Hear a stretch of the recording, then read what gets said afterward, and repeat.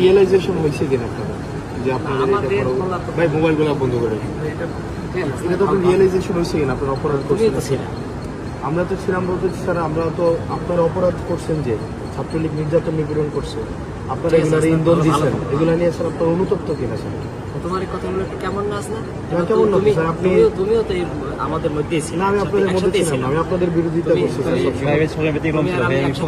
না, আমি আপনার বিরোধিতা করছি। আপনি আমার জঙ্গি ট্যাগ দিয়েছিলেন ওই ইয়াতে রেজিস্টার বিল্ডিং এ, আপনি বলছিলেন আমি জঙ্গি। তুমি জঙ্গি? আপনি আমি এটা বলছিলেন স্যার। এবং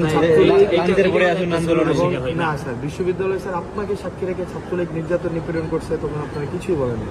এবং স্যার রিয়েলাইজেশন হলে তো ফাইন, আপনারা আমাদের সমাজের বিবেক, রিয়েলাইজেশন এটা হয় কিনা যে স্যার এটা অত্যাচার অন্যায় হইলে সেটা আপনাদের এই রিয়েলাইজেশন হয় কিনা স্যার? আমাদের বলা তো ওইটা তো বলো প্রত্যেকটা মানুষের ব্যক্তিগতভাবে মনে করি যে কোনো অন্যায় হইলে সেটা স্যার আপনার সময় অন্যায় হয় না বিশ্ববিদ্যালয়ে স্যার গেস্টরুম গণরুম অন্যায় হয় না? গেস্টরুম গণরুমটা ধারাবাহিকভাবে প্রক্রিয়া চলে আসে। এটা আপনার সময় ছিল?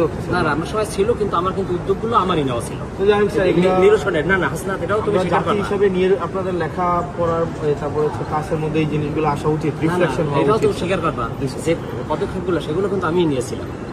এটাও স্যার আপনারা সবসময় ডিনাই করছেন, কোন অর্থে সেটা ভিন্ন, কিন্তু শুরুটা কিন্তু আমি করেছিলাম। নির্যাতন নিপীড়ন তোমরা সহযোগিতা করছিলাম। না না, ডিনাই করাটা অন্য জিনিস, ডিনাই করা তো অপরাধ। যারা প্রক্টর স্যার ছিলেন উনি বারবার ডিনাই করছেন। না না, ডিনাই ইতিহাস সবাইকে ভালো থাকবে, শুভকামনা।